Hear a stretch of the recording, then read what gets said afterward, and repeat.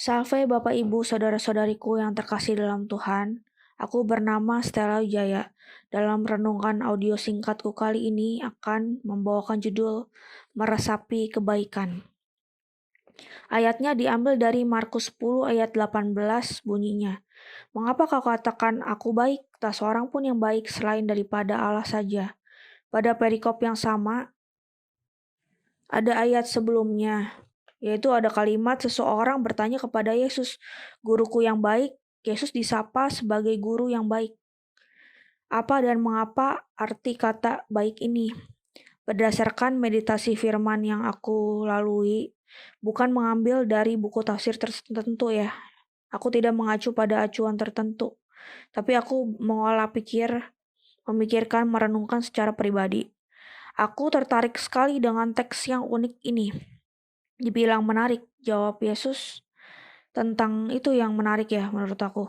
Mengapa kau katakan aku baik? Tak seorang pun yang baik selain daripada Allah saja. Lalu aku merenungkan kembali, mengapa Yesus yang adalah Sang Putra Allah sendiri, Yesus yang adalah Tuhan, tidak mengaku bahwa dirinya itu baik. Lalu timbul pertanyaan, kalau Yesus sendiri tidak menyebut dirinya baik, lalu siapa manusia di mana-mana yang bisa dikatakan baik? Tuhan yang adalah maha segalanya, yang sempurna. Bukankah ia udah yang paling baik di antara yang baik? Nah, terus udah gitu aku melihat di sekitar kita keadaan keseharian kita, sebagaimana kita melihat orang di mana-mana, sejauh mana orang itu disebut atau bisa dikatakan baik, sejauh mana dikatakan benar. Yang baik itu belum tentu benar, yang benar belum tentu baik. Yang Tuhan mau sebenarnya kan sekaligus dua-duanya benar-benar baik ya. Misalnya di sekitar kita, itu apa yang terjadi? Sebenarnya bukan orang yang baik yang diperlukan Tuhan. Orang baik di mana-mana ada banyak. Masing-masing manusia itu punya kebaikannya tersendiri. Mereka menempuh cara menolong orang, beramal kasih, sedekah gitu, dengan caranya masing-masing ya. Tapi sejauh mana orang disebut benar? Benarnya bukan dalam artian feeling perasaan manusianya aja, tapi benar di mata Tuhan. Yang aku ketahui dari posisi alam roh dari kubu surgawi ya, Tuhan itu sangat amat menyukai orang yang benar. Orang yang benar di mana-mana itu mungkin hanya ada beberapa ya. Orang yang benar itu memberi kekuatan tersendiri bagi Tuhan. Orang benar itu menghibur Tuhan. Kalau misalnya ada orang yang berbuat salah, dosa, menjengkelkan Tuhan, melukai hati kudus Yesusnya, Tuhan dihibur oleh orang-orang lainnya yang benar. Jadi orang yang benar itu memberi kekuatan tersendiri bagi Tuhan. Bukan hanya menghibur Tuhan, Tuhan diberikan kekuatan oleh kita manusia-manusia di mana-mana orang percaya yang benar. Sehari-harinya Tuhan itu super duper sibuk. Tuhan berperang membela kita, melindungi manusia itu di mana-mana. Tuhan berjuang, turut berjuang juga bagi kepentingan anak-anak percaya. Tuhan perlu kekuatan. Jadi orang-orang benar juga menguatkan kubu surgawi tentunya.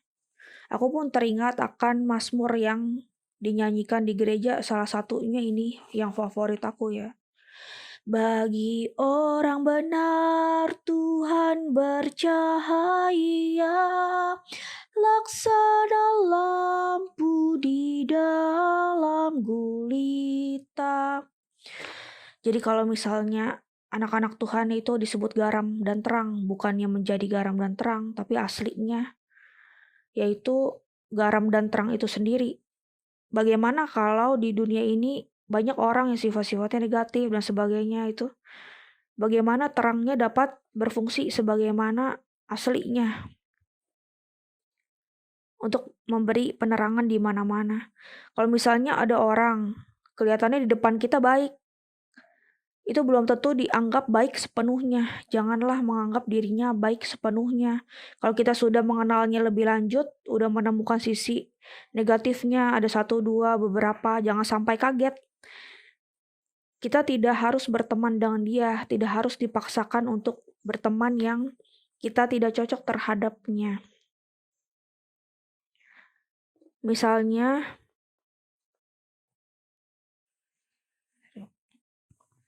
Sebenarnya untuk tingkat spiritualitas Santo Mikael, aku sebutnya malaikat Mikael. Ya, tingkat spiritualitas malaikat Mikael yang lebih lanjut itu bisa seperti kata firman, tugasnya menghancurkan benteng-benteng. Ada ayat firman tuh, menghancurkan benteng-benteng yang dibangun oleh keangkuhan diri. Dan sebagainya, bisa dibaca di Google Alkitabnya ya. Sebenarnya roh jahat itu terhadap manusia mendirikan sifat-sifat negatifnya dari awal sekali itu. Nah, misalnya dendam, benci, dan sebagainya begitu ya, sifat-sifat jeleknya. Sebagai prajurit Tuhan untuk sampai level yang lebih tinggi, yang lebih baiknya itu, ini adalah tugas yang sangat amat tidak dibilang mudah sih kalau menurut aku ya. Kalau misalnya orang di mana-mana udah terbentuk nih, ada keanehan orang tertentu apa. Sebenarnya aku bukannya bilang dia tuh aneh, manusia di mana-mana, tapi unik. Sebenarnya Tuhan itu memberikan sifat yang baik-baik terhadap manusia. Tapi kalau dia udah terlanjur berkembang lebih jauh, benteng-benteng yang didirikan oleh roh-roh jahat itu didiriin di pikiran, udah terbentuk karakternya tuh. Nah, itu menghancurkannya lagi kalau kita misalnya dalam doa aja itu sangat amat tidak mudah tuh. Iya, perlu kayaknya rumusan doa khusus deh soal itu. Mungkin ada yang problem solving yang lebih baik lagi dari prajurit aku ya. Dan juga aku di lain hal ini topik yang beda lagi masih tentang ini temanya. Maksudnya unsur yang beda. Aku sangat amat suka tentang meditasi. Meditasi itu bisa juga bukan hanya merenungkan firman atau disebut meditasi firman. Bisa juga meditasi sehari-hari dalam lingkup yang universal yang lebih global lagi. Memikirkan kebaikan dalam diri sesama kita, manusia-manusia yang baik di mana-mana. Sifat baik-baiknya kita resapi. Itu sebenarnya lebih mendekatkan diri kepada Tuhan juga loh, meresapi kebaikan di dalam diri sesama. Sesama kita yang udah menolong kita, yang udah berbuat kebaikan pada kita, atau yang kita kagumi sebagai tokoh idola misalnya. Bukan hanya bakat ya. Sebenarnya manusia-manusia melihat segala suatu kelebihan orang bukan hanya bakat talenta. Kayak seni, nyanyi, segala gitu.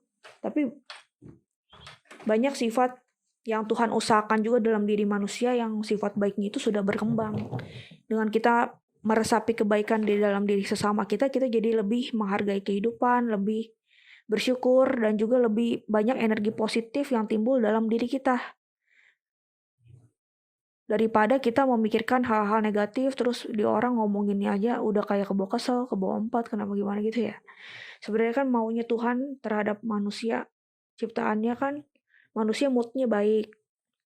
Kalau kita mau mood yang baik, perasaan, feel, ya kita yang sehari-harinya enjoy gitu, ya janganlah mikirkan hal-hal negatif orang. Kita resapi kebaikan orang, bahkan juga bisa dalam bentuk meditasi. Sebentar aja, paling sekitar 10 menit, apa nggak usah terlalu lama-lama gitu, diimbangi dengan meditasi topik lainnya ya. Demikianlah renungan aku kali ini. Aku berterima kasih sekali atas kebaikan prajurit-prajuritku dimanapun juga kalian berada, dalam dan luar negeri, di alam rohnya juga. Biarlah Tuhan yang membalas segala kebaikan yang kalian lakukan. Salam dan doaku selalu. Amin.